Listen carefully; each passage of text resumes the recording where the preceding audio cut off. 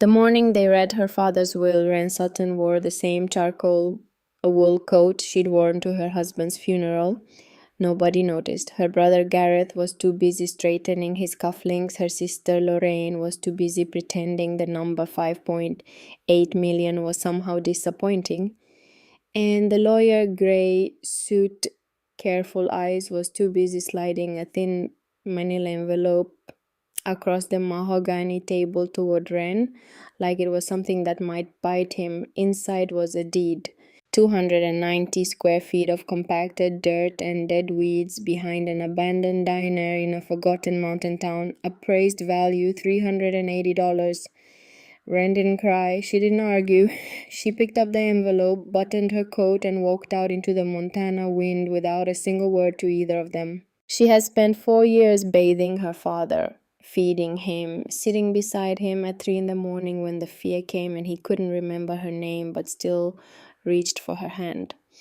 And this was what he left her, a patch of mud. What Wren didn't know, what none of them knew, was that her father had spent 50 years burying a secret in that mud, and he had been waiting with every bit of patience a dying man could summon for the only one of his children stubborn enough to dig. The morning they read her father's will, Wren Sutton wore the same charcoal wool coat she had worn to her husband's funeral 3 years before. It was not a deliberate choice, it was simply the coat that hung nearest the door, the one she had reached for without thinking in the gray, pre-dawn darkness of her Billings apartment, the one that still carried, if she pressed her face into the collar, the faint ghost of David's aftershave. Nobody at the law office noticed the coat. Her brother Gareth was too busy straightening his cufflinks, those heavy gold ones he only wore when he wanted people to know he had arrived. He sat at the head of the conference table as though he had already been named executor, as though the reading were a formality, a ceremony designed to confirm what everyone already understood. Gareth Sutton had spent 30 years building a freight and logistics empire across 3 western states. He was the kind of man who walked into rooms and immediately began calculating their dimensions. Her sister Lorraine sat to Gareth's left, one pale wrist resting on the polished mahogany, the diamonds on her bracelet catching the morning light from the tall windows and scattering small cold stars across the ceiling. Lorraine had married Philip Voss, the youngest son of Aldous Voss Sr., a Wyoming real estate and financial titan who had died 6 years earlier and left behind a network of trusts, holding companies and investment vehicles so complex that 3 separate law firms had spent 2 years untangling them.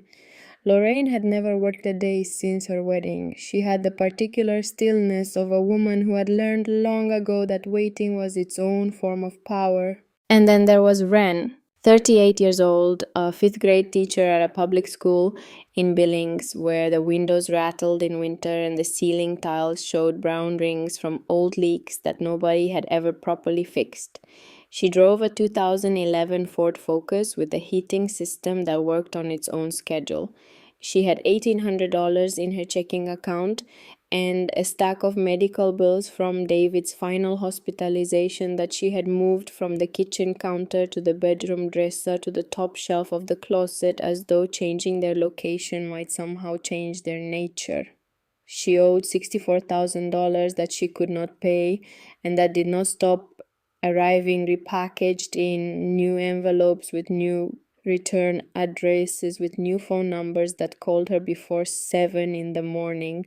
She had spent the last 4 years driving 90 minutes each way to her father's house every Thursday and Sunday. She had rearranged her classroom schedule, declined the department chair position that would have meant a $12,000 raise, and spent 11 consecutive Christmases and Thanksgivings in a house that smelled of medication and industrial cleaner and the particular staleness of rooms where windows are rarely opened. She had fed Frank Sutton when he could no longer hold a fork without his hands shaking so badly that the food fell before it reached his mouth. She had bathed him with the matter-of-fact tenderness of someone who has decided that dignity is more important than discomfort. She had sat beside his bed at 3 and 4 in the morning when the confusion became terror, when he woke screaming about foundations and collapsing earth and men who had come to take things that did not belong to them, and she had held his hand and spoken quietly until the fear ebbed and his breathing slowed, and he looked at her with those pale gray eyes so much like her own and said her name. Not Gareth's name, not Lorraine's, hers. The lawyer's name was Preston Albright, a trim man in his early 60s with wire-framed glasses and the careful, measured voice of someone professionally trained to deliver information without inflection. He had been Frank Sutton's attorney for 22 years. He knew the family. He knew what the will contained.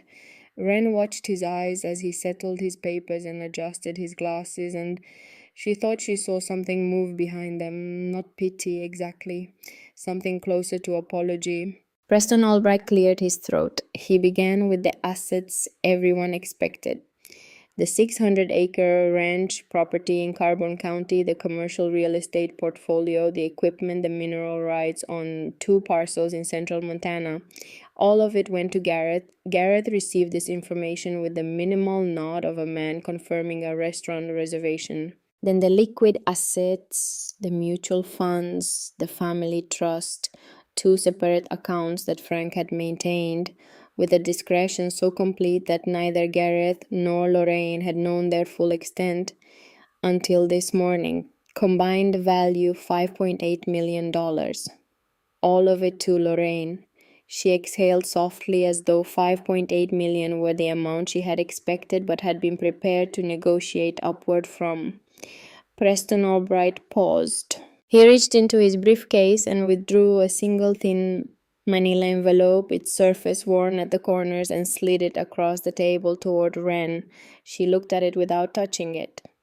"And to his youngest daughter, Wren Sutton," Preston said, and his voice had dropped perhaps a quarter of an octave, a change so subtle that only someone listening very carefully would have caught it. "Frank leaves the deed to Parcel 9 Echo, located within the municipal boundaries of Elkhorn, Montana." Wren did not move. "What is that?" "It's a land parcel," Preston said. 290 square feet, located behind the old Millstone Diner on Cavender Road. Gareth made a sound. It was not quite a laugh. It was the sound a man makes when something confirms what he has always privately believed. "It's a dirt lot," he said. "Dad bought it in the 80s as a tax instrument. I saw the county records 2 years ago." He paused. "I think it's partially a drainage easement." Lorraine turned the diamonds on her wrist with 2 fingers. "The appraisal report I saw put it at $380, she said. "You'd make more selling the deed as kindling." "That cannot be right," Wren said. Her voice was steady. She had spent 4 years practicing steadiness. "Preston, he told me, in the last year when he still had clarity, he told me he was going to make sure I was taken care of. Those were his exact words. He said he was going to make sure." Preston Albright looked at her over the rim of his glasses with an expression of genuine and helpless regret. "I am deeply sorry, Wren. The addendum to this will was drafted and notarized 14 months ago during one of your father's documented periods of full cognitive clarity. His language was precise and intentional."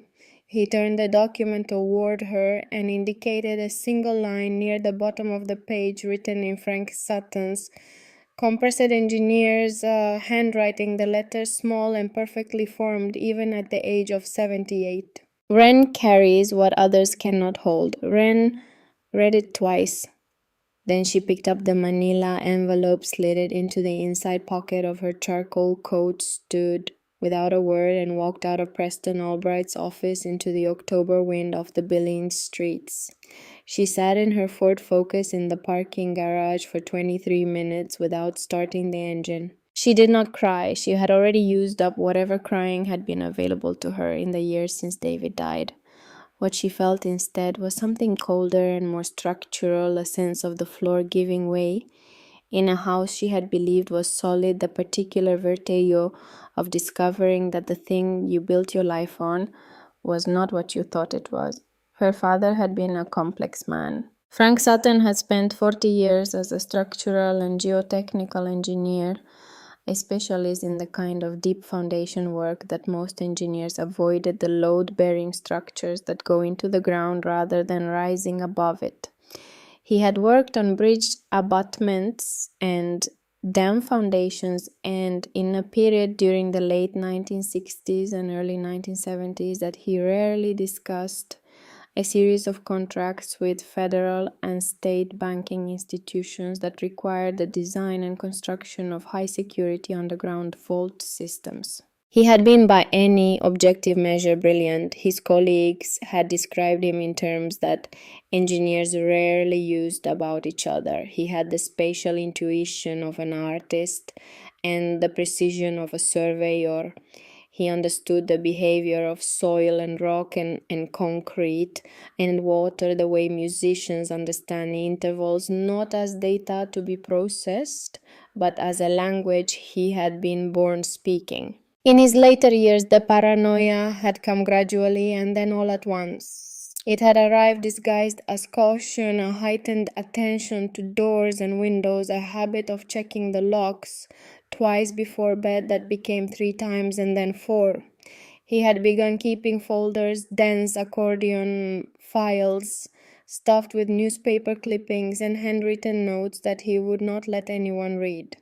He had refused to discuss certain projects from his early career. When Wren had once carefully asked him about the federal vault work he had done in the late 60s, he had gone very still and looked at her with an expression she had not been able to interpret. Some foundations, he had said finally, are better left undisturbed. She had assumed it was the early dementia speaking. She had been wrong about that. What she remembered most from those last years in the long, quiet evenings when Frank was lucid enough to talk but no longer interested in the careful social performance of family conversation were the fragments, the phrases that surfaced like objects from deep water. The ground never lies. The rainy day fund is ready, Cal. He had called her Cal, sometimes a name she had never understood, as though she were a different version of herself that only he could see. What's buried in the earth stays true. And once, very late on a November night, when the wind was pressing hard against the windows and Frank had been sitting in his chair by the lamp with the clarity that sometimes came in those final months like a last burst of light before a power failure. Promise me you won't sell the Hartwell land. Promise me. She had told him there was no Hartwell land, that she didn't know what he meant. He had looked at her with those gray eyes. There will be, he had said. Promise me. She had promised because you promised, because it cost nothing and meant everything to him. She had not thought about it again until she was sitting in that parking garage, holding a deed to 290 square feet of compacted dirt in a mountain town she had visited exactly twice in her life. 2 weeks after the reading of the will, Wren received a certified letter from the municipal office of Elkhorn, Montana. She read it at her kitchen table on a Tuesday morning before school, still in her bathrobe with her coffee going cold beside her. Notice of Municipal Code Violation. Property Parcel 9 Echo, Elkhorn, Municipal District. Issue severe soil erosion and structural failure of retaining infrastructure, posing imminent threat to public drainage systems. The timber retaining structure on the southern slope of the subject property has undergone catastrophic failure. Property owner is required to stabilize the slope and clear the municipal drainage channel within 48 hours of receipt of this notice. Failure to comply will result in a fine of $500 per day and a lien placed against all assets held in the owner's name. Wren set the letter down. She picked up her coffee, found it cold, and put it back. A lien against all assets in her name. She had a 2011 Ford Focus with 140,000 miles on it and $64,000 in medical debt. The city of Elkhorn was welcome to all of it. She called 3 contractors that morning between second period and lunch. The lowest quote for emergency slope stabilization and drainage clearance was $2,200. She had 1,100 in savings and a credit card that was already carrying a balance she thought about with the same careful avoidance she gave to the medical bills on the closet shelf. She sat in her classroom during her planning period and looked at the bulletin board covered in her students' drawings of the American West mountains and rivers and horses drawn in crayon with the fierce and complicated confidence of 10-year-olds, and she thought about her father's handwriting at the bottom of his will. Wren carries what others cannot hold. She drove to Elkhorn on a Thursday. Elkhorn, Montana was the kind of town that the 20th century had visited briefly and then left. It sat at an elevation of nearly 6,000 feet in a narrow valley between two ranges, surrounded by the remnants of a silver and copper mining economy that had collapsed in stages across several decades and left behind a particular archaeological layer of empty storefronts, rusted equipment, and buildings that had been repaired so many times with so many different materials that they had become accidental collages of the town's own history. The Millstone Diner on Cavender Road had been closed for 11 years. Its windows were boarded with plywood that had turned gray and soft at the edges. The hand-painted sign above the door was still legible if you stood at the right angle in the right light. There was a propane tank on the side that someone had spray painted with the number 17 for reasons that had presumably made sense at the time. Parcel 9 Echo was exactly what Gareth and Lorraine had described, and slightly worse than Wren had imagined. It was a wedge of land, roughly triangular, that occupied the dead space between the diner's back wall and the property line of the building next door, a working automotive repair shop whose sign read Pruitt's Mechanical in red letters on a white background. The wedge narrowed toward its southern point where the ground dropped sharply to a concrete municipal drainage channel. The retaining structure, what had once been a series of pressure-treated timber beams sunk vertically into the slope to hold back the uphill earth, had failed completely. The timbers had rotted through at ground level and fallen in a chaos of splinters and softwood that now partially blocked the drainage channel below. The land itself was compacted, rocky soil, dead weeds, and the debris of casual abandonment. Someone had left a rusted propane cylinder. There were 3 bald tires stacked against the diner's back wall. The earth was pale brown and webbed with hairline erosion channels that ran downhill like the branches of a dead tree. Wren stood and looked at it for a long time. Then she walked around to the front of the automotive shop. The man who came out wiping his hands on a shop rag was perhaps 67 or 68, broad through the shoulders with a white beard trimmed close, and the particular economy of movement that belongs to men who have spent their lives working with their bodies. He had pale blue eyes behind wire-rimmed glasses and a way of looking at you that suggested he was used to diagnosing problems by inspection. His name, according to the sign, was Emmett Pruitt. "Mr. Pruitt," Wren said, "my name is Wren Sutton. I recently inherited the lot next to your fence." Emmett Pruitt looked past her shoulder at Parcel 9 Echo with a calm, appraising expression. "I figured someone would show up eventually," he said. "I'm trying to find a way to stabilize the slope before the city finds me into bankruptcy," Wren said. "I was wondering if you had any interest in purchasing the property. Any price. I'd take anything reasonable." Emmett was quiet for a moment. He looked at the parcel and then back at Wren. "What did you say your name was, Gay Sutton, Wren Sutton?" Something moved across Emmett Pruitt's face.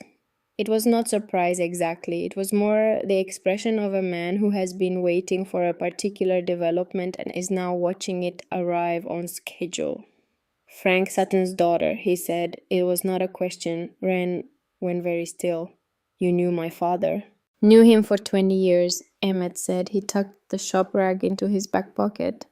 "Come inside, I'll make coffee. There are some things you need to hear." Emmett Pruitt had first met Frank Sutton in 1998 when Frank's engineering firm had contracted Emmett's welding and fabrication business for a soil anchoring project on a highway slope 30 miles north of Elkhorn.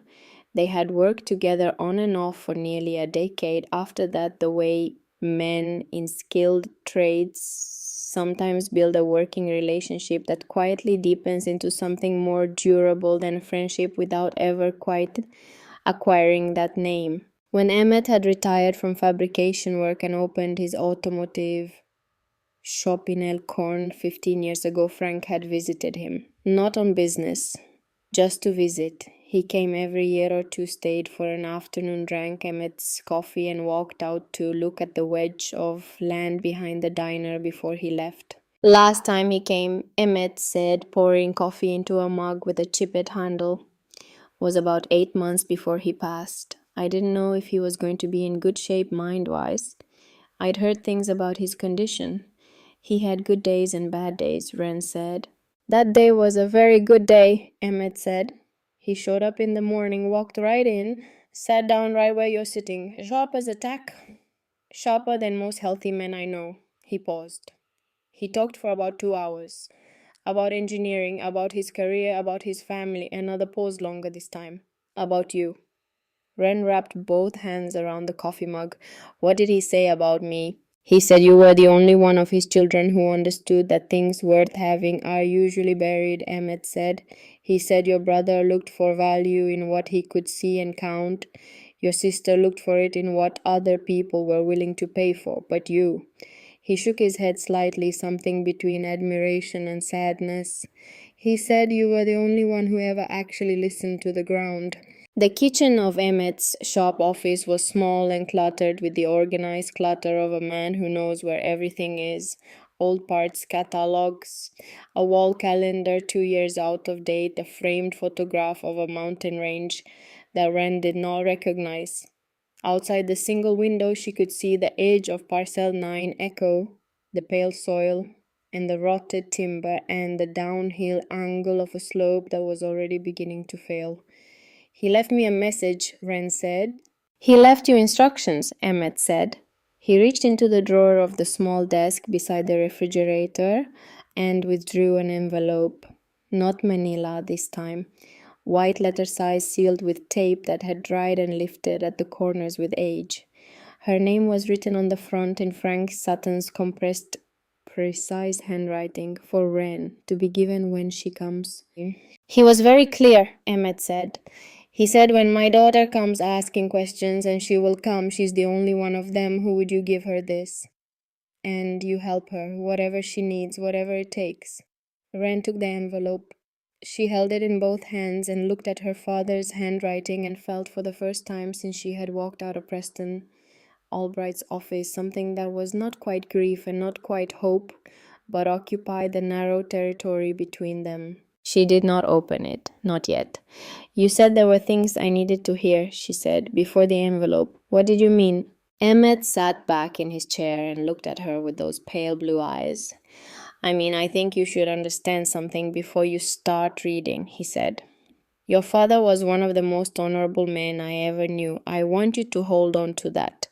Whatever you're about to find out, and I don't know exactly what's in that envelope, I made sure not to know, you hold on to the fact that he was an honorable man who spent his life carrying something heavy and never once put it down on someone else. Wren looked at him for a long moment. How bad is it? She asked quietly.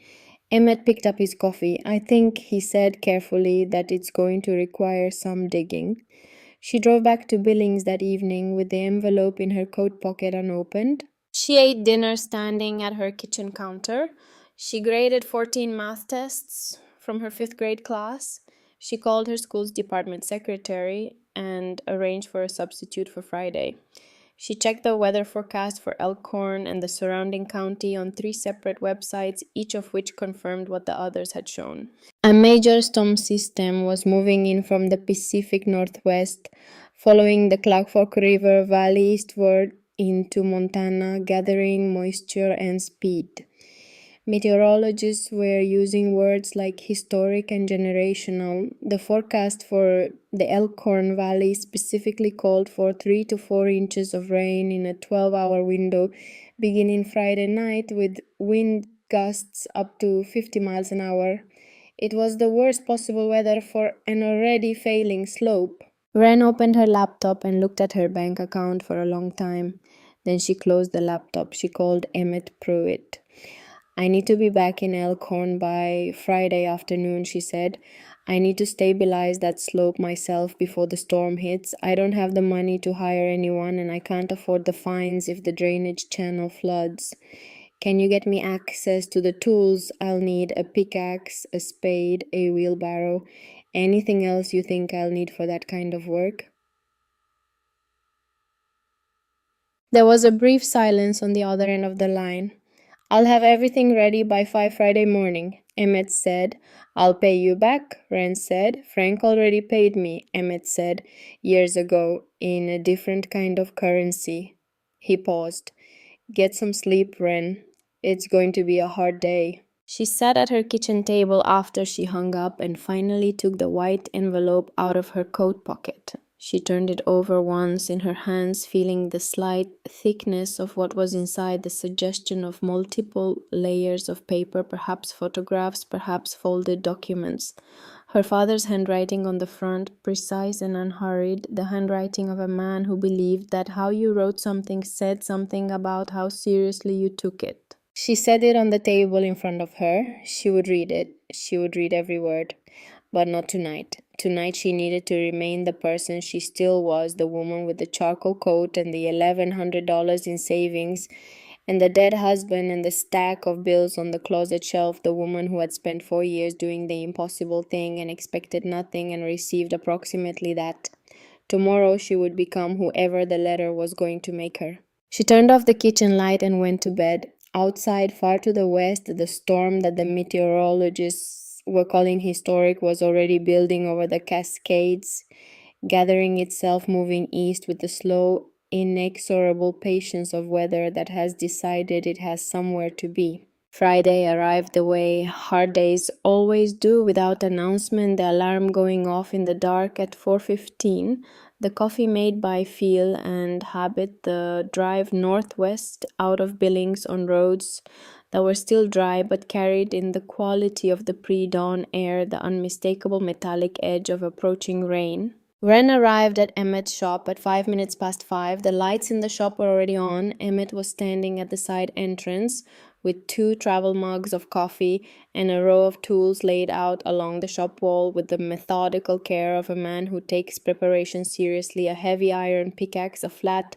blade spade, a long-handled trenching shovel, a steel wheelbarrow, a pair of heavy leather work gloves, and a bright orange rain poncho that looked like it had been purchased in anticipation of exactly this kind of morning. He handed her a coffee without speaking. They stood together for a moment, looking at the sky, which had the low, bruised color of iron left in the rain. The mountains to the west were invisible behind cloud. How long do we have? Wren asked. Storm radar puts the front about 6 hours out, Emmett said. Maybe a little less. The valley usually gets it faster than the forecasts predict. Then we start now, Wren said. She picked up the pickaxe. The ground on Parcel 9 Echo was everything Emmett had suggested and harder than she had prepared for. Decades of compaction had turned the upper layers into something close to concrete, laced through with angular quartz fragments and interlocked rock that resisted the pickaxe with a stubbornness that sent jarring shocks up Wren's arms with every blow. She worked from the uphill edge of the parcel downward, trying to relieve pressure on the already failing slope and redirect the erosion channels away from the drainage inlet. Emmett worked beside her with a quiet, efficient competence, the shovel moving in the steady, rhythmic arcs of long experience, cutting down through the resistant earth in clean strokes. They worked without talking. The only sounds were the tools striking earth and rock, the distant complaint of wind in the pines on the slope above the diner, and the first tentative drops of rain beginning to tap against the plywood boarding on the diner windows. At 7:30, the sky changed. It did not gradually darken. It simply became a different sky, the color of pewter beaten thin. pressing down toward the valley with the deliberate weight of something that has been patient long enough. The temperature dropped 4 degrees in as many minutes. The rain that had been tentative became immediate and serious. Wren kept working. By 8, the rain was falling in heavy, wind-driven sheets that turned the pale soil of Parcel 9 Echo from hard-packed dirt into a treacherous slick of mud that sucked at her boots with every step. The erosion channels she had been digging to redirect the water were filling almost as fast as she could clear them. The slope below where the rotted timber had already failed was beginning to liquefy. She could see it happening, the surface tension of the soil giving up molecule by molecule, the particles releasing their hold on one another as water filled the spaces between them, and the fundamental physics of slope and gravity reasserted themselves. And then her spade struck something. Not the dull, flat resistance of a buried rock which she had hit a dozen times that morning. This was different. This was sharp and resonant and metallic, a sound that did not belong to earth, a sound that traveled up through the steel of the shovel handle and into her palms and told her something definitive about what was below the surface. Wren stopped. She drove the spade down again 4 inches to the left. The same sound, hollow, resonant, metal. She crouched in the streaming rain and used both hands to clear the mud away from the area below. Her last strike, pulling rocks aside, scooping mud with her cupped palms, working quickly because the rain was filling the depression as fast as she could clear it. Her fingers scraped across something smooth and hard and completely unlike the surrounding earth. She dug faster. Emmett appeared beside her. He crouched down in the mud without a word and began helping his larger hands clear in earth more quickly, the two of them working in the same focused silence they had maintained all morning, but charged now with something different, a quality of attention that had sharpened to a single point. About 2 feet down, the object's edges became clear. It was a box. Military-style heavy-gauge steel, approximately the dimensions of a large piece of luggage.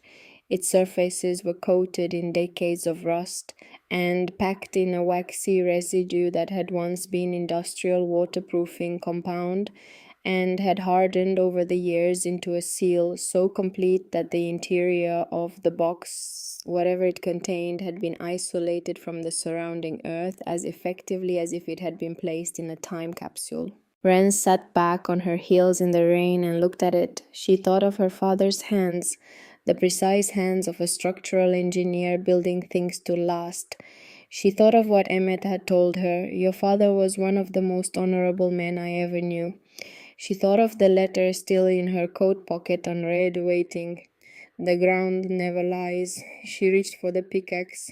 The lock on the box was a heavy industrial padlock that had rusted to a degree that suggested it had been in the ground for decades. Wren wedged the pickaxe head beneath the hasp and leveraged her full body weight against the long wooden handle. The first attempt shifted the hardware but did not break it. The second bent the hasp inward. On the third, with a sound like a rifle shot that made Emmett flinch back, the corroded mechanism gave way entirely. Wren fell backward into the mud. She lay there for a moment in the rain, looking up at the iron-colored sky, breathing hard. Then she got up. She gripped the lid of the box with both hands, the metal cold and rough with rust beneath her palms, and pulled.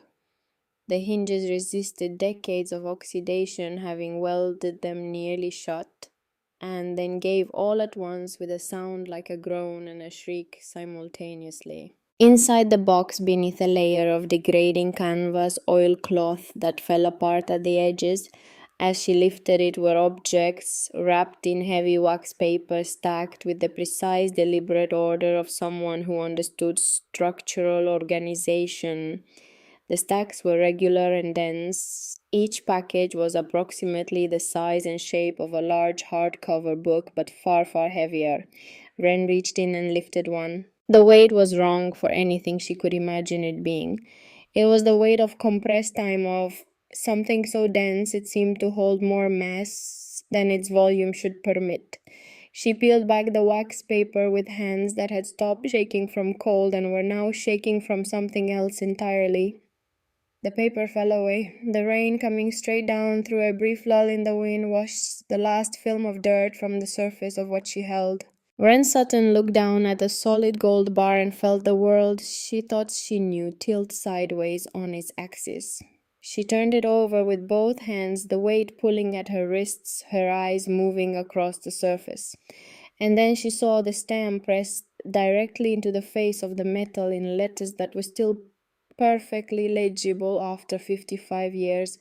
U.S. Federal Reserve, Helena Branch, 1969, the Helena heist. She had heard of it. Everyone in Montana had heard of it. It was the kind of regional legend that gets retold at dinner tables and in bar conversations and in the local history sections of small town libraries. In the fall of 1969, a sum of gold bullion valued at approximately $3 million had vanished from the Helena Federal Reserve Branch during a vault renovation project. The case had never been solved. No arrests had ever been made. The gold had never been recovered. The renovation project had been contracted in part to a structural engineering firm operating out of Billings, Montana, Frank Sutton's firm. Wren became aware gradually of a light that was not the diffuse gray light of the storm. It was direct, focused, artificial. It was sweeping across the mud of Parcel 9 Echo. From above the retaining fence of Emmett's shop, she looked up. On the road above the parcel, a black SUV had pulled to a stop. Its headlights were on and aimed directly down the slope. The engine was running.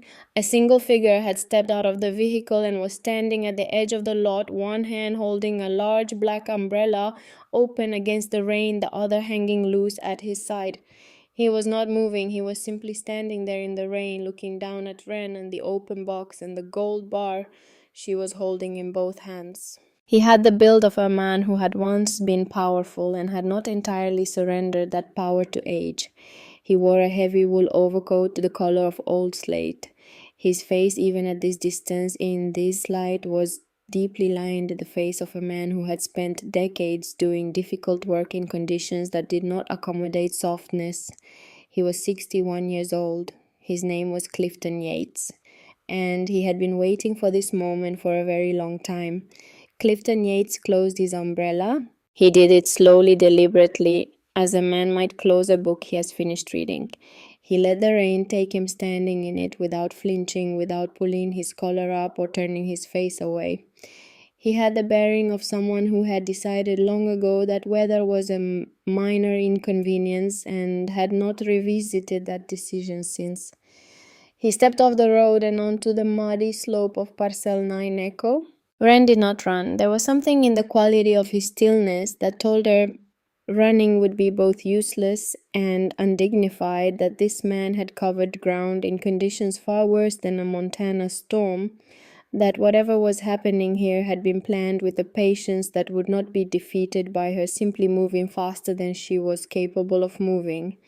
She set the gold bar back into the box. She stood up slowly, her boots sinking an inch into the saturated mud, and turned to face him. Emmett had gone still beside her with the particular stillness of a man who has encountered danger before and knows that the first thing you do is stop moving and start thinking. Clifton Yates came down the slope with the careful, weight-balanced steps of someone who understood compromised terrain.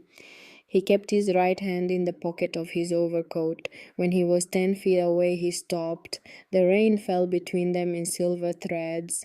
He looked at Wren for a long moment before he spoke. "You have your father's eyes," he said. His voice was low and graveled, the voice of a man who had spent years speaking in rooms where volume was a liability. Same color, same expression, like you're already 3 steps ahead of whatever's in front of you. "Who are you?" Wren said. He reached into his coat with his left hand and produced a leather credential wallet, holding it open toward her. She looked at it. FBI, Special Agent Clifton Yates, Denver Field Office. The photograph was him, younger by perhaps 8 years, but unmistakably him. "You're FBI," Wren said. "Was," Clifton said. He put the wallet away. His right hand stayed in his coat pocket. 28 years. Retired involuntarily 5 years ago. Budget restructuring, they called it. Different words, same result. He looked past her at the open box. "I spent 11 of those years assigned to cold case financial crimes. The Helena heist was my case.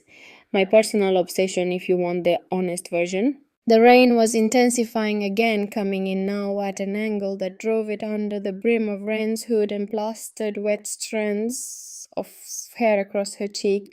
She did not reach up to clear them. "You followed me here," she said. "I've been watching your family for 14 months, Clifton said. There was no apology in his voice.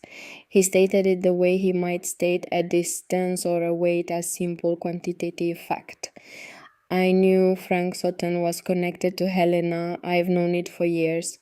The forensic engineering analysis I did in 2016 was conclusive. The vault bypass required someone with precise knowledge of the seismic sensor placement and the concrete cure schedule. There were exactly 3 engineers with that access during the renovation window." He paused. "The other 2 are dead. Natural causes both verified." "My father was not a thief," Wren said. Clifton looked at her steadily. "No," he said, "he wasn't." The answer was so unexpected that Wren felt the ground shift beneath her boots in a way that had nothing to do with the saturated soil. "Then what?" "Frank Sutton didn't steal anything," Clifton said. "But he knew who did. He knew every detail of how it was done because he was the mechanism by which it was made possible. Not willingly." He paused again. "That's the part I could never prove. Not while he was alive. Not before tonight."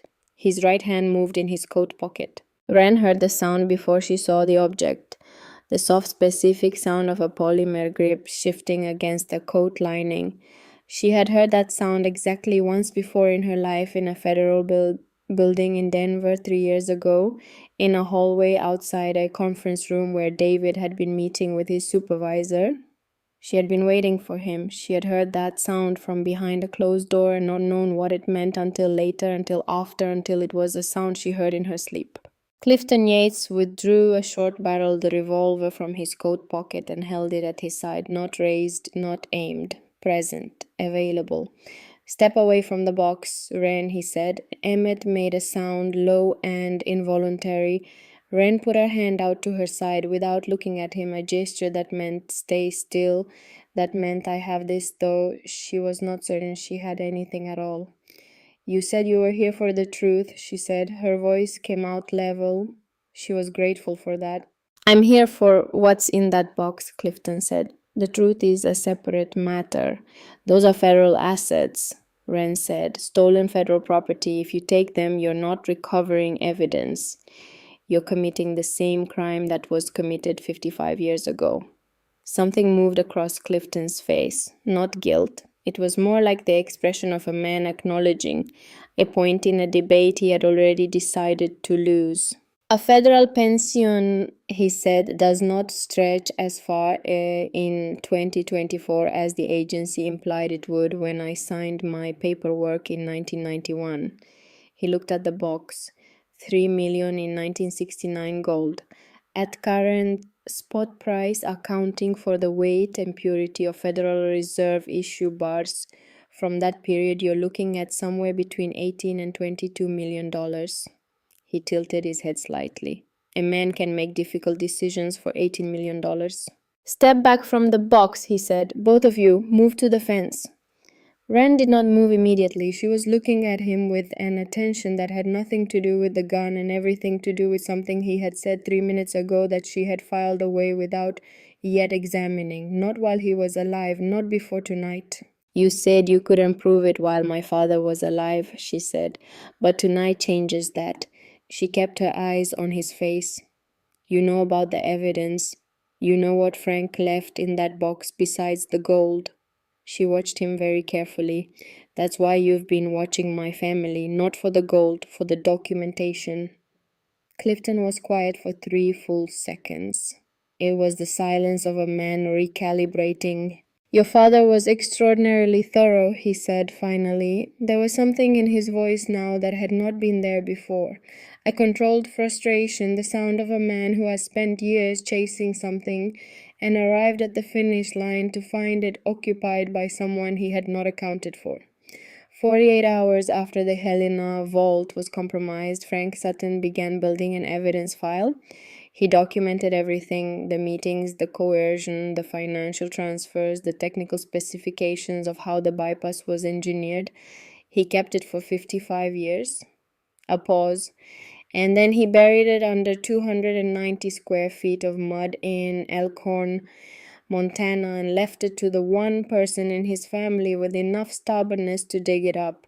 Wren said nothing. The problem, Clifton continued, is that the documentation doesn't just implicate the men who organized the heist. It implicates the financial institution they built with the laundered proceeds. It implicates people who are still alive, still powerful, still in possession of significant political and legal resources. He looked at her directly. The Voss family, Aldous Voss Sr., engineered that robbery. Wren. He funded it, organized it, and used the proceeds to establish what became Voss Capital Group. Your sister's husband is the current managing trustee of that organization. Your brother has been drawing operating capital from Voss affiliated accounts for over a decade. The rain came in hard off the mountain, driving sideways, and for a moment neither of them spoke, and the only sounds were the water and the wind and the distant complaint of the storm working itself deeper into the valley. Gareth knew, Wren said. It was not quite a question. Gareth found documents in your father's study in 2014, Clifton said. A partial set, not the full evidence file. Enough to understand the broad outline. He took them, destroyed what he found, and never said a word. He has been a passive beneficiary of Voss money since the day he signed his first logistics contract with the Voss affiliated distribution network. Clifton's voice was flat and factual. He is not an innocent man. Wren felt something cold move through her that had nothing to do with the rain. She had grown up with Gareth. She had sat across tables from him at Christmas and Thanksgiving and the quarterly family gatherings that Frank had insisted on even in his last years.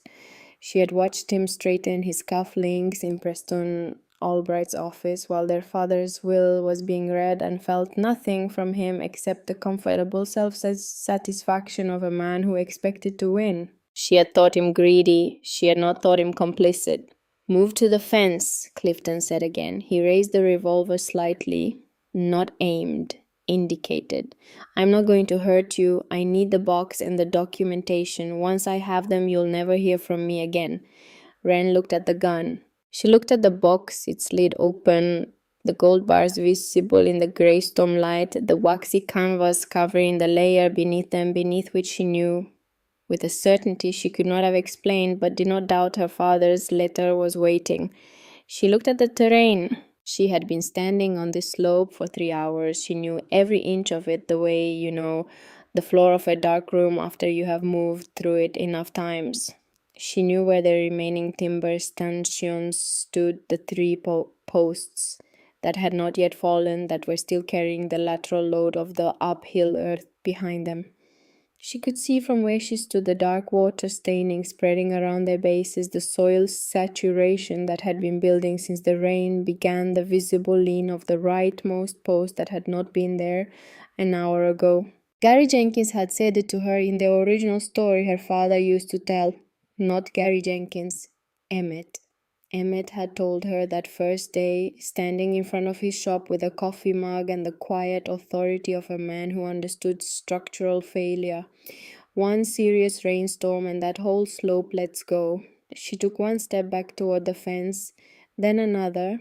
She was moving in the direction Clifton wanted, which meant his attention was moving with her.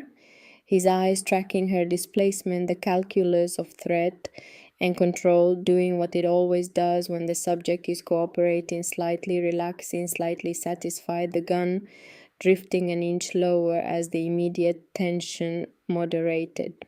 Emmett was watching her. She did not look at him, but she knew he was watching, and she knew that 67 years of reading mechanical problems had given him an eye for the moment when a structure was about to fail, and she believed he could read her the way he had read her father, with the patience of a man who understood that some things communicated themselves without words.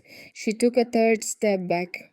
Her boot heel found the edge of the flat rock she had been using as a work platform for the past hour. She felt it beneath her foot and knew exactly where she was. The pickaxe was 3 feet to her left, where she had set it down when the storm intensified. The long wooden handle was half buried in mud. The iron head was still visible. Clifton had moved forward toward the box. He crouched beside it, keeping the revolver in his right hand, using his left to reach inside and test the weight of one of the gold bars with the reverent, assessing touch of a man confirming that something he has pursued for decades is finally actually real. His eyes moved to the gold. Just for a moment was enough.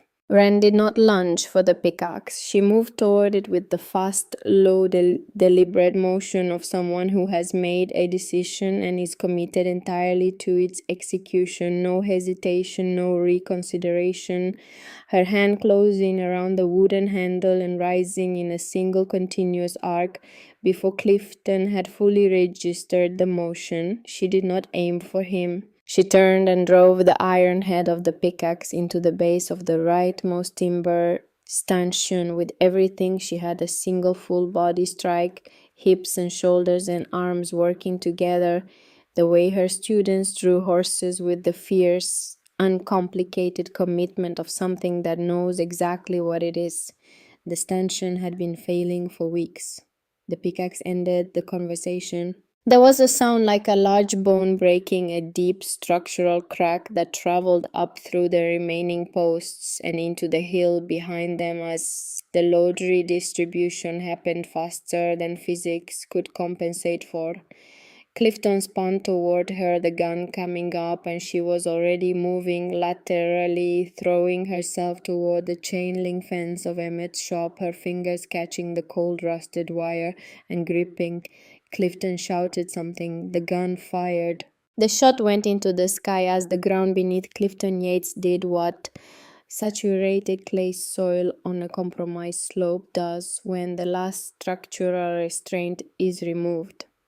It moved, not dramatically, not all at once, but with the patient, comprehensive certainty of physics asserting its authority over human arrangements. The surface layer of mud began to translate downhill, carrying everything on it, the debris and the tires and the rusted propane cylinder and the steel lockbox, and Clifton Yates, who went from standing to kneeling to horizontal in the space of 2 seconds, his overcoat spreading around him like dark wings as the mud took him downhill toward the drainage channel. Wren held the fence. The mud pulled at her boots with extraordinary force, a sucking lateral tug that wanted to bring her down and carry her with the rest. She felt the fence wire cutting into her palms through the work gloves, felt the chain link bowing outward as the load came against it, and she held and she held and she held. And then it stopped. The way these things always stop. Not gradually, but suddenly, the energy spent, the slope reaching its new angle of repose, the mud settling into the drainage channel below with a sound like a long, exhausted exhalation. Wren hung from the fence in the rain, her feet barely touching what remained of Parcel 9 Echo's surface, breathing in ragged pools, her shoulders burning, her palms burning, the sound of the storm filling the space where everything else had been. Below her, at the lip of the drainage channel, Clifton Yates was alive. He was buried to the chest in the dense grey mud that had poured into the concrete channel, his arms pinned at his sides by the weight and consistency of the material, his revolver gone somewhere in the sludge. He was moving his head and making sounds that were part cursing and part panic, but he was alive and he was not going anywhere, and the gun was in the mud with the rest of the debris. Emmett Pruitt was at Wren's side. She had not seen him move. He was simply there, his large hands taking her by the arm and pulling her back from the fence onto the narrow band of remaining solid ground, steadying her when her legs wanted to go soft beneath her. "I called 911 10 minutes ago," he said quietly, when he took the gun out. Wren looked at him. "I know how to read a situation," Emmett said simply. She almost laughed. It came up in her chest and transformed into something else before it reached her mouth, something that was still shaking but was not entirely made of fear. She looked down at the drainage channel where Clifton was still moving, still cursing, still very much trapped. Then she looked at the log box. It had traveled perhaps 8 feet downhill in the slide and come to rest against a concrete drainage pylon at the edge of the channel, its lid still open, mud-covered but intact. The gold bars had shifted but not scattered. They were still in the box, still stacked, with her father's structural precision covered now in brown silt but present and accounted for. And at the bottom of the box, she knew beneath the bottom layer of bars, beneath the canvas oilcloth, there was a white envelope sealed in heavy waterproof plastic taped to the interior of the base. Wren went to the box. She lifted the gold bars out one by one, setting them on the pylon beside her, and laid back the oilcloth, and there it was, exactly where she had known it would be. The envelope was intact. She peeled it free from the base of the box and tore the waterproof plastic open with her teeth and her fingers working fast because she could already hear the sirens beginning in the distance, winding up the mountain road from town, and she needed to read the first lines before everything else began. She needed to hear her father's voice one more time before the world she was about to release took everything over. She opened the envelope. Inside were documents, many documents, their edges precise, their organization exact. The work of an engineer who understood that structure was the only thing that stood between order and chaos. Blueprints, handwritten affidavits, photocopied bank transfer records with account numbers circled in red ink. A small reel-to-reel tape transcript typed out and notarized dated October 1969. And on top of everything, a letter 3 pages written in Frank Sutton's compressed and careful hand. "My dear Wren, if you are reading this, the ground has finally given up what it has been keeping, and you are standing in whatever weather the day brought you, which I suspect is considerable. I am sorry for the mud, I am sorry for many things, but mostly I am sorry that I made you wait this long to understand why. I was 34 years old in the autumn of 1969. Your brother Garrett was not yet born. Your sister Beverly, whom you know as Lorraine, was an infant. You were 17 years away from existing. I had a reputation. I had a firm with 4 employees and more work than I could handle. I had a wife I loved and a future that seemed at that particular moment to be opening outward like a good valley opens, with room to build and room to breathe. Then Aldous Voss came to see me." The sirens were closer now. Wren read faster. "He had already contracted my firm for the foundation work on 2 commercial projects in Wyoming. He was charming, precise, and systematic, the kind of man who does not make requests so much as present inevitabilities. He knew the Helena Branch renovation contract I had just won.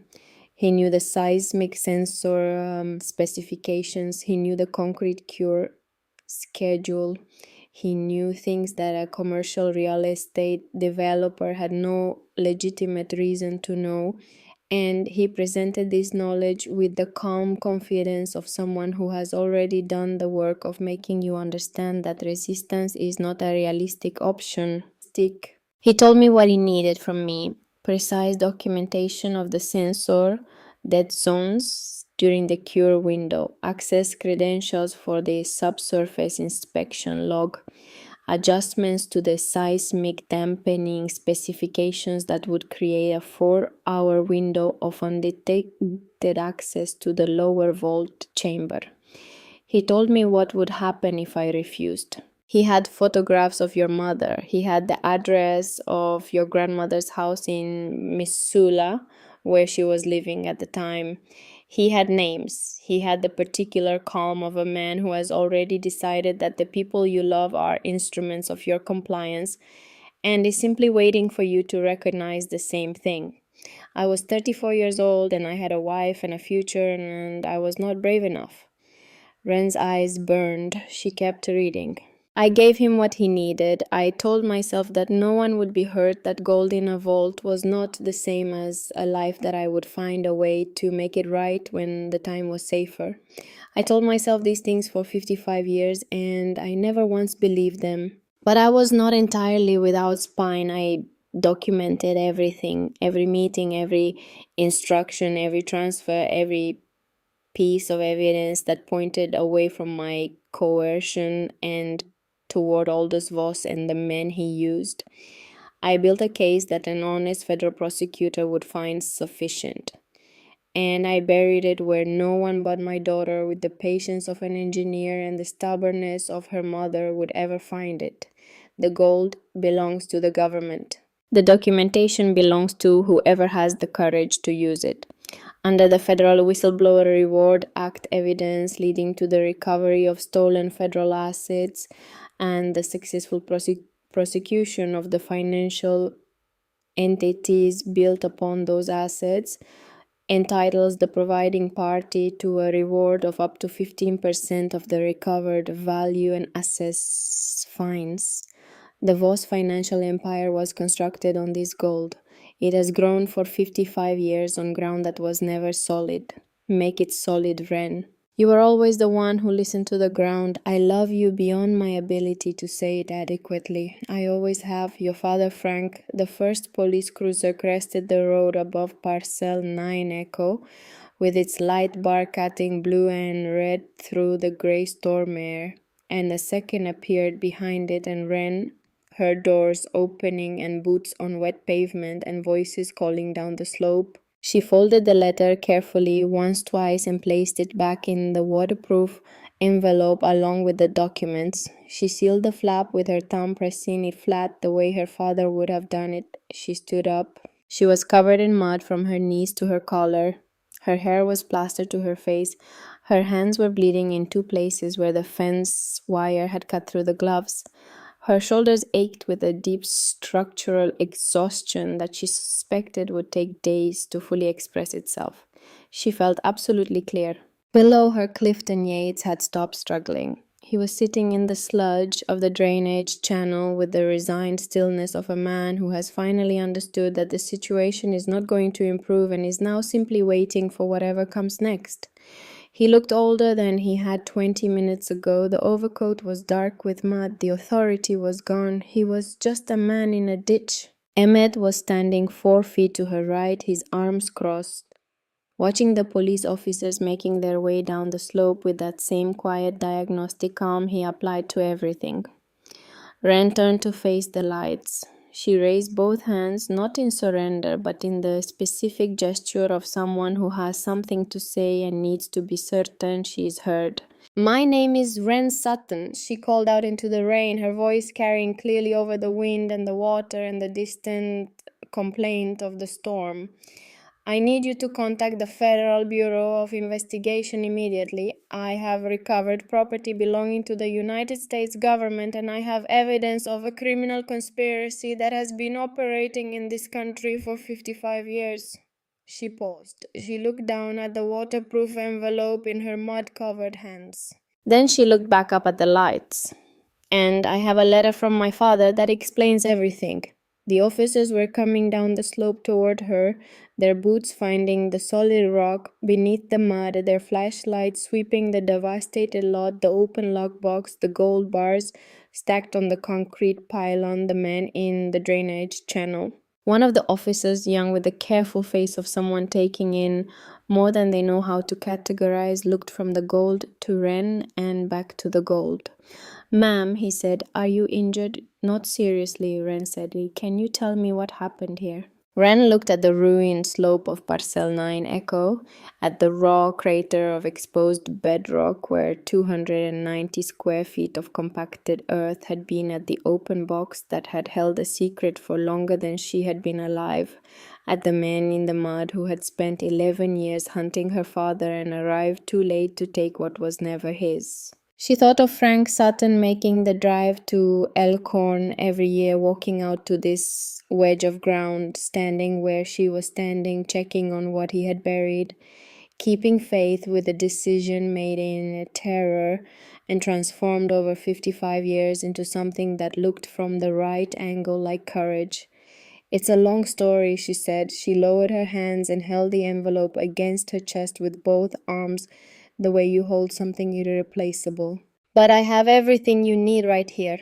The Elkhorn Police Department had 4 officers on duty that Friday night. By 9 o'clock, they had all 4 of them standing in the rain on Cavender Road, looking down at what used to be Parcel 9 Echo with the careful assessing expressions of men who had responded to livestock disputes and drunk driving incidents, and the occasional domestic call, and who were now looking at the mud-filled drainage channel containing a partially buried former federal agent, an open military lockbox containing what appeared to be gold bullion, and a woman covered head to toe in grey-brown mud who was holding a waterproof envelope against her chest with the focused composure of someone who has already decided exactly how the next several hours are going to proceed. Sergeant Dale Whitmore was 54 years old, a Carbon County native who had been with Elkhorn PD for 26 years, the last 11 as shift supervisor. He was not a man who was easily surprised. He had seen things in 26 years of mountain law enforcement that had expanded his definition of possible human behavior considerably beyond what his training had initially prepared him for. He looked at the gold bars stacked on the concrete pylon. He looked at Clifton Yates, who was now sitting in mud to his waist in the drainage channel, not speaking, staring at the concrete wall opposite him with the hollow expression of a man reviewing the series of decisions that had led him to his current position. He looked at Wren Sutton. FBI, he said. You're sure? I'm sure, Wren said. Whitmore keyed his radio. The FBI field office in Billings received a call at 9:17 that evening.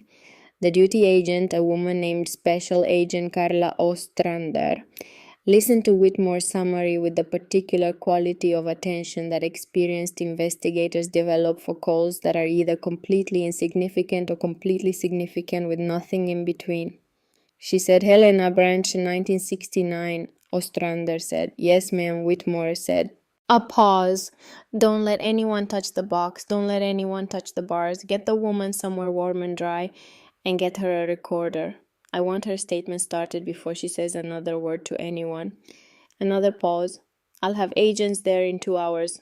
Emmett Pruitt brought a thermos of coffee from his shop office and a wool blanket from the cab of his truck, and Wren sat on the tailgate of a police cruiser parked on Cavender Road and gave her initial statement to a deputy named Ferris, who wrote in a spiral notebook with the concentrated effort of a man whose handwriting had never been his strong suit. She told him her name. She told him about the will. She told him about the municipal code violation and the storm and the digging.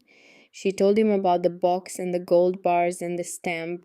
She told him about Clifton Yates appearing on the slope with a weapon and about what he had told her and about the retaining wall and the slide. She did not tell him about the letter yet. The letter she kept in the waterproof envelope inside her coat, pressed against her sternum where she could feel it when she breathed.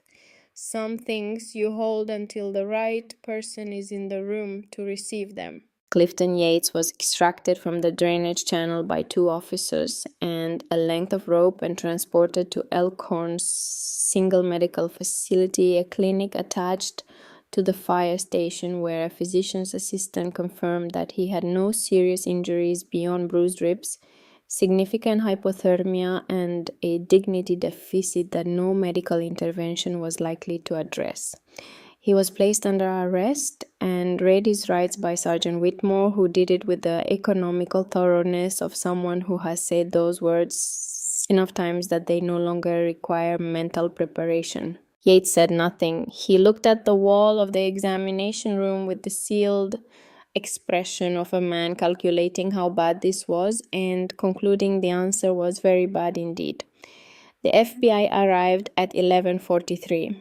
There were 4 of them, led by Special Agent Ostrander, who was 46, slim, with short dark hair going silver at the temples and eyes that moved across a scene with the rapid, comprehensive attention of someone who processes information visually and retains all of it.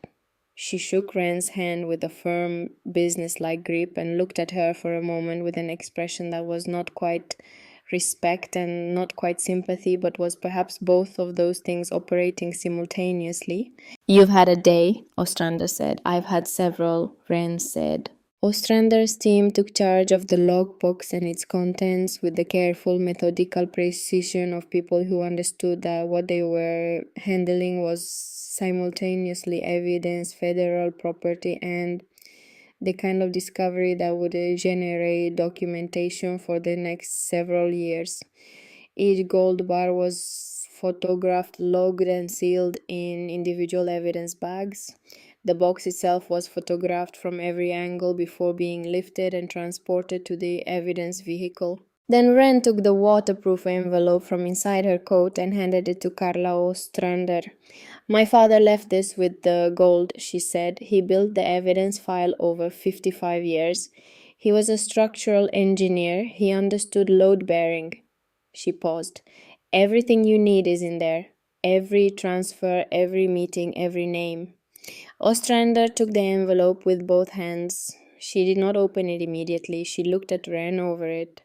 "Your father knew this day would come," she said. "He knew I would come," Wren said. "He built the rest around that." The weeks that followed had the quality of a controlled demolition. Not chaotic, not dramatic in the way that drama usually presents itself with raised voices and sudden reversals. It was methodical, structural, the way her father would have done it. Foundation first, then the load-bearing walls, then everything built upon them coming down in the correct sequence, each collapse, enabling the next, the whole edifice dismantling itself with the quiet inevitability of a structure that was always going to fall, that had only been waiting for someone to remove the right piece. The FBI forensic accounting team spent 3 weeks working through the Voss Capital Group's financial records, using Frank's documentation as a map through 55 years of layered complexity. Aldous Voss Sr. had been thorough and sophisticated in his concealment. He had been dead for 6 years, which complicated prosecution but did not eliminate civil liability, did not eliminate asset forfeiture, did not eliminate the legal exposure of every entity that had knowingly benefited from the original crime. The Helena gold had been worth $3 million in 1969. Invested, grown, reinvested, and laundered through 47 shell companies across 4 decades, it had seeded an empire worth considerably more. Philip Voss, Lorraine's husband, was arrested on a Tuesday morning in November at his office in Cheyenne. The charges were extensive racketeering, money laundering conspiracy to possess stolen federal property, and 2 additional counts related to the active management of financial structures he knew to be founded on criminal proceeds. He was 49 years old, and he walked from the building between 2 federal agents with the stunned, slightly disconnected expression of a man who has known for his entire adult life that the ground beneath him was not solid, and has spent that entire adult life perfecting the art of not looking down. Lorraine called Wren from a hotel room in Cheyenne that same evening. Wren let the call go to voicemail. She listened to the message once, sitting at her kitchen table in Billings with a cup of tea going cold beside her. Lorraine's voice had lost its studied composure entirely. She sounded like someone Wren did not recognize, which was perhaps the most honest version of her sister she had ever heard. The message said, "Why, It said, "How could you?" It said, "Do you understand what you've done to this family?" It said near the end in a voice that had gone small and cracked at the edges. "Dad would never have wanted this." Ren deleted the voicemail. She sat quietly for a moment with her hands around the cold tea mug. Then she picked up her phone and called the number for the Department of Justice victim liaison that Agent Ostrander had given her and confirmed her availability for the next round of testimony preparation. Gareth's situation was processed differently with a different cadence and a different set of legal mechanisms because Gareth's culpability was a matter of degree rather than direction. He had not organized anything, he had not profited directly from the original crime. But in 2014, when he had found a partial set of Frank's documentation in the study of the family home and had spent 2 days reading it and understanding what it meant, and had then destroyed what he found and said nothing to anyone, he had crossed a line that federal law treats with significant seriousness.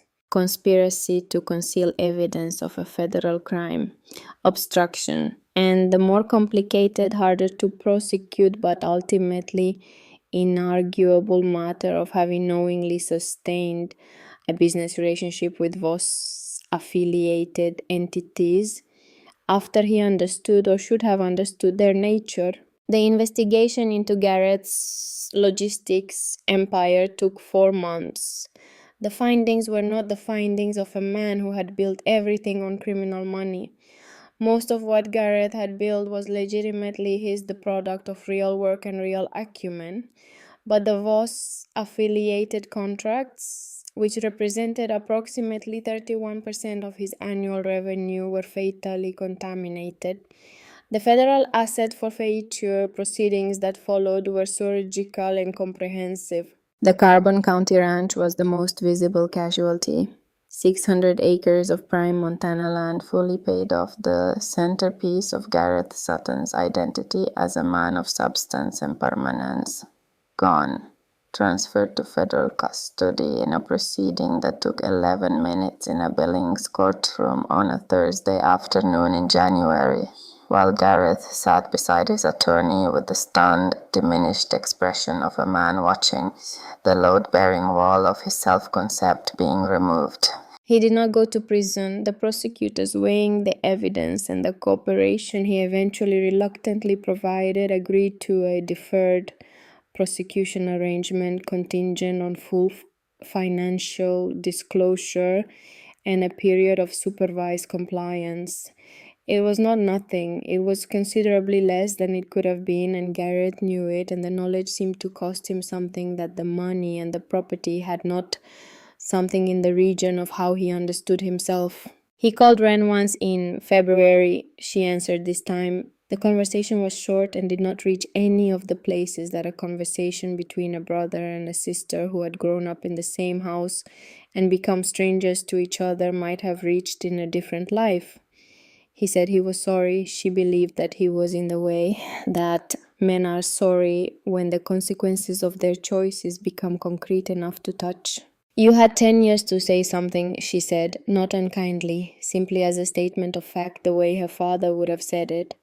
Gareth was quiet for a long time. "I know," he said finally. She told him she hoped he would be all right. She meant it. Then she said goodbye and she hung up, and she did not cry because the grief she felt was not the sharp grief of fresh loss, but the dull structural grief of someone who has finally taken an honest measurement of a thing that was never what she had hoped it was.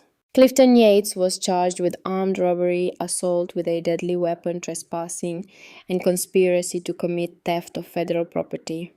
He was also charged after a separate investigation that took 5 weeks and required the cooperation of 3 former colleagues from the Denver field office who had been waiting for years for exactly this kind of opening with the premeditated murder of Special Agent David Calloway. David had been assigned to the Denver field office's financial crimes unit from 2015 to 2019. In the spring of 2019, reviewing a cold case file related to an unresolved wire fraud investigation with Voss adjacent connections, He had stumbled across a discrepancy in a 1971 federal engineering contract that pointed obliquely but unmistakably toward the Helena case and toward the identity of the technical consultant who had made the vault bypass possible. He had told Wren none of this. She understood why, reading the investigative summary that Agent Ostrander provided her in a conference room in Billings on a gray March afternoon. David had been protecting her. He had been protecting Frank, whom he loved with the careful, respectful love of a son-in-law who understood that the man across the dinner table carried something heavy and had chosen to carry it alone. He had been trying to build a case solid enough that it would not collapse under pressure before he brought it to her. He had not built it fast enough. In September of 2019, Clifton Yates, who had been quietly monitoring the cold case activity in the Denver office for years with the vigilant attention of a man who understood that his own exposure was directly proportional to how close anyone got to Helena, had become aware of David's investigation. What followed was arranged to look like a single vehicle accident on a mountain road outside Denver on a rainy October night. Wren read the summary to the end. Then she set it face down on the conference room table and looked at the wall for a long time. Agent Ostrander, who had been sitting across from her in silence for the last 20 minutes of reading, said nothing. She simply waited with the quality of patience that belongs to people who have spent their careers in the presence of grief and have learned that it does not need to be filled. He knew, Wren said finally. He was already pulling on the thread. Yes, Ostrander said. He died because of what my father buried.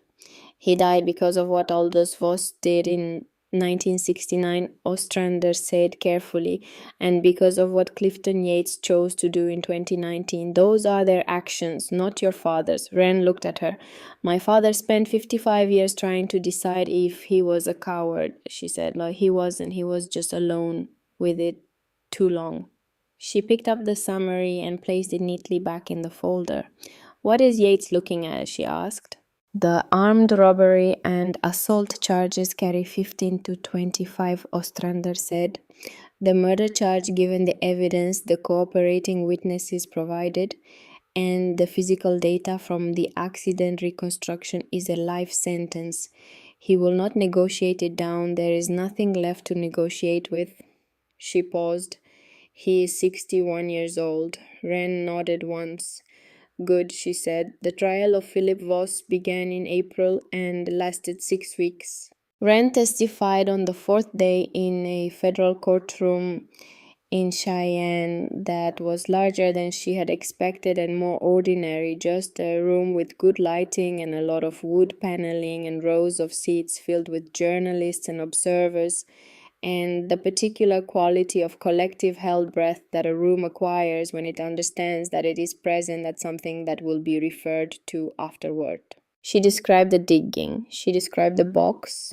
She described what Clifton Yates had told her on the slope about the Voss organization's origins and Garrett's knowledge and the structure of the financial relationships. The defense attorney, a tall man with silver hair and the practiced courtroom authority of someone billing $700 an hour, attempted on cross-examination to suggest that her account was shaped by grief, by financial desperation, by the kind of motivated reasoning that produces convenient discoveries. He was methodical about it. He had done his research. Wren answered every question in the same steady, level voice she had been cultivating for years, the voice that had gotten her through 4 years of 3 a.m. phone calls and medical appointments and the particular exhaustion of being the only person in a room who has decided not to give up. After 40 minutes of cross-examination, the defense attorney sat down. He did not look entirely satisfied with how the 40 minutes had gone. The jury deliberated for 3 days. The verdict on a Wednesday morning in late May was guilty on all counts. Wren was not in the courtroom when it was read. She was sitting in her car in the parking structure outside, listening to the radio. When the announcement came through, she turned the radio off and sat in the silence for a while. Then she drove to the cemetery. The cemetery where Frank Sutton was buried occupied a hillside on the eastern edge of Billings with a view of the rim rocks, and beyond them the distant suggestion of the mountains. It was a clear day, the kind of late May day in Montana that seems to have been designed specifically to make the preceding winter feel like a misunderstanding, the sky an improbable blue, the air carrying the particular freshness of altitude and recent rain. David Calloway was buried 60 feet from Frank in a section of the cemetery that was newer, the stones more uniform, the grass more recently established. Wren had chosen the plot herself 3 years ago and had stood in this same hillside wind and felt the particular terrible lightness of a grief so large it had not yet found its edges. She went to Frank first. The headstone was gray granite, simple the way Frank would have wanted it. Name dates, and at the bottom, at Wren's request, a single line: he built things to last. She stood before it for a while without speaking.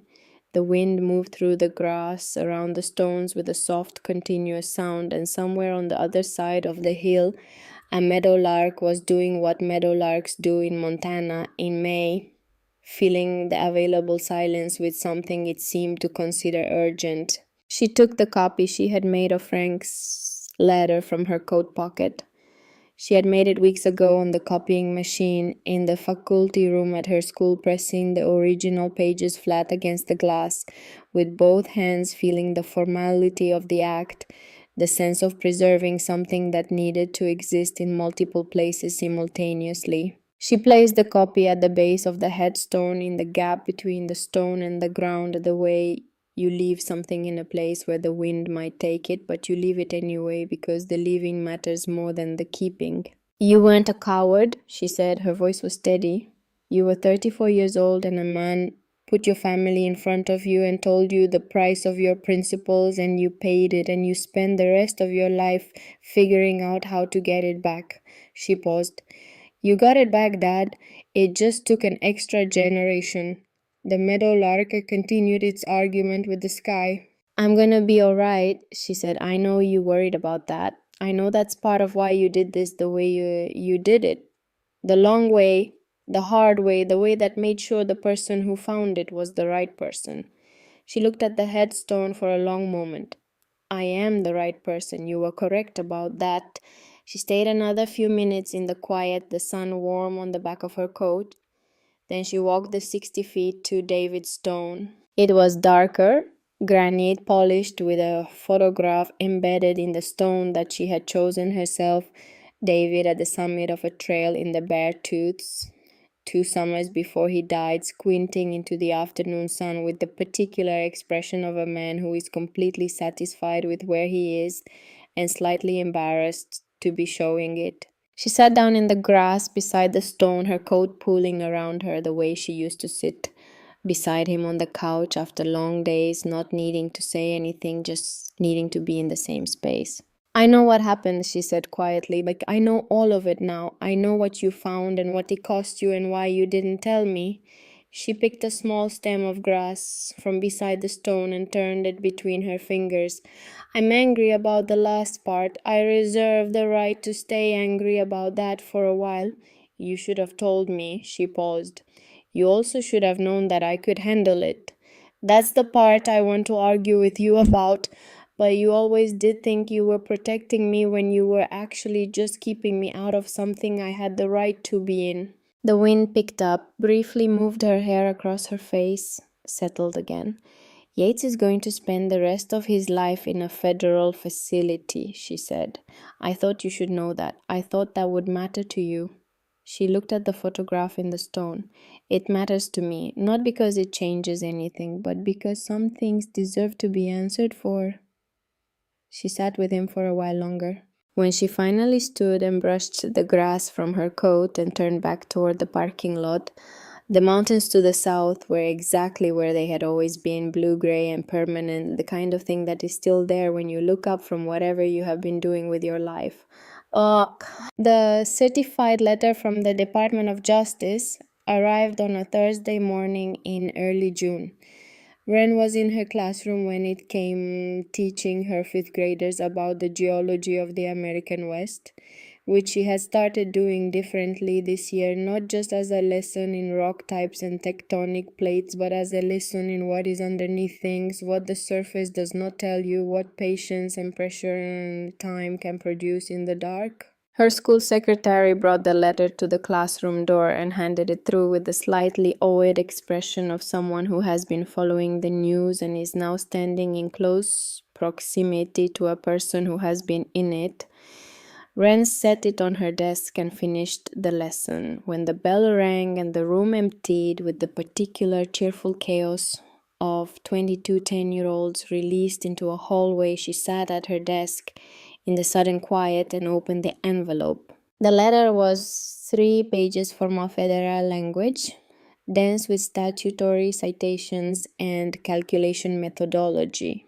She read it carefully, the way her father had taught her to read engineering documents, not skimming for the conclusion, but following the reasoning, understanding the structure before you evaluated the outcome. The Helena Branch gold recovered from Parcel 9 Echo, Elkhorn, Montana, had been valued at current Federal Reserve standards and certified by independent appraisal. The Voss Capital Group's assets seized under federal forfeiture proceedings and the additional civil judgments arising from the criminal trial had been assessed and partially liquidated. The fines levied against the Voss estate, the associated holding companies, and Philip Voss personally had been calculated under applicable federal statute. The total recoverable value, subject to the Federal Whistleblower Reward Act provisions, was significant. The reward, calculated at the statutory maximum of 15% of the combined figure, was set forth on the final page of the letter in plain, unambiguous terms. $17,340,000, payable to Ren Elaine Sutton, sole heir to the discoverer's claim and primary whistleblower of record. Clean money, federal money, the kind that comes with documentation and tax guidance and a direct deposit form rather than a lockbox and a rusted padlock. Ren read the number twice. Then she set the letter down on her desk and looked out the window of her classroom at the playground where her students were doing what children do in the last weeks of the school year, moving through the afternoon light with the uncomplicated energy of people who have not yet learned to carry heavy things. And she thought about her father in Elkhorn, every year walking out to that wedge of land, checking on what was buried, keeping faith with the decision he had made in terror, and spent the rest of his life trying to transform into something worthwhile. She thought about David on that mountain summit, squinting into the afternoon sun. She thought about Emmett Pruitt standing at the side entrance of his shop at 5 in the morning with 2 travel mugs of coffee and a row of tools laid out with the care of someone who understood that preparation was a form of respect. She thought about the pickaxe in her hands and the sound of the stanchion breaking and the ground finally comprehensively, irrevocably giving up what it had been holding for more than half a century. She picked up her phone and called Emmett. He answered on the second ring. "It came," she said. A brief silence. She could hear the sounds of the shop behind him, the particular acoustic signature of a working garage, the clank of tools, a radio somewhere playing something she could not quite identify. "And," Emmett said. 17.3, she said. Another silence, longer this time. "Frank," Emmett said quietly, the way you say a name when you are speaking to someone who is no longer there, when you are reporting back on something they set in motion.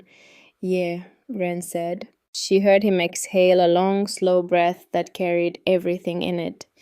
"What are you going to do?" he asked. Ren looked out the window at the playground, at the mountains beyond the school fence, at the afternoon light coming down across the rim rocks the way it always had and would continue to do long after any of them were around to observe it.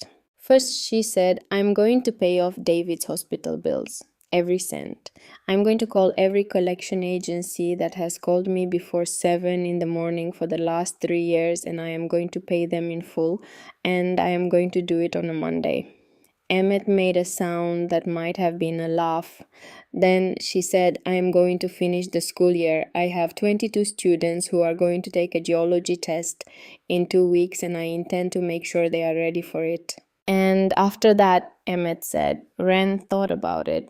She thought about what she actually wanted, which was a question she had not been in the habit of asking herself for quite a long time. The habit having been worn away by years of managing what was necessary rather than imagining what was possible. A house, she said finally. Something with a foundation I can trust. Somewhere I can see the mountains from the kitchen window. That's a reasonable thing to want, Emmett said. My father left me a reasonable inheritance, Wren said.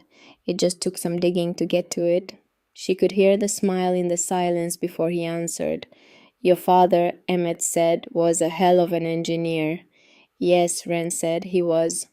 After she hung up, she sat for a while longer in the quiet classroom, in the afternoon light, in the particular stillness of a room built for teaching that is empty of students, which has its own quality of waiting, its own kind of readiness. On her desk, beside the DOJ letter, was the copy she had made of Frank's final page. The last paragraph, the closing lines she had read so many times that they had moved from her memory into something deeper, something structural. The gold belongs to the government. The documentation belongs to whoever has the courage to use it. Make it solid, Wren. You were always the one who listened to the ground. She folded the letter carefully and placed it in the inside pocket of her coat next to where she had carried the waterproof envelope on that Friday night in Elkhorn, when the storm was at its worst and the ground was giving way beneath her feet, and the truth that had been buried for longer than she had been alive was finally irrevocably coming to the surface. She buttoned her coat. She picked up her bag.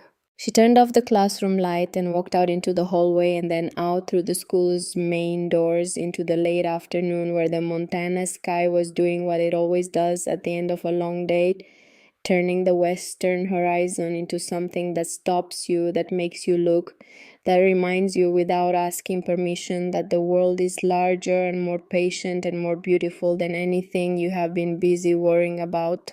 Wren Sutton stood on the steps of her school and looked west, toward the mountains.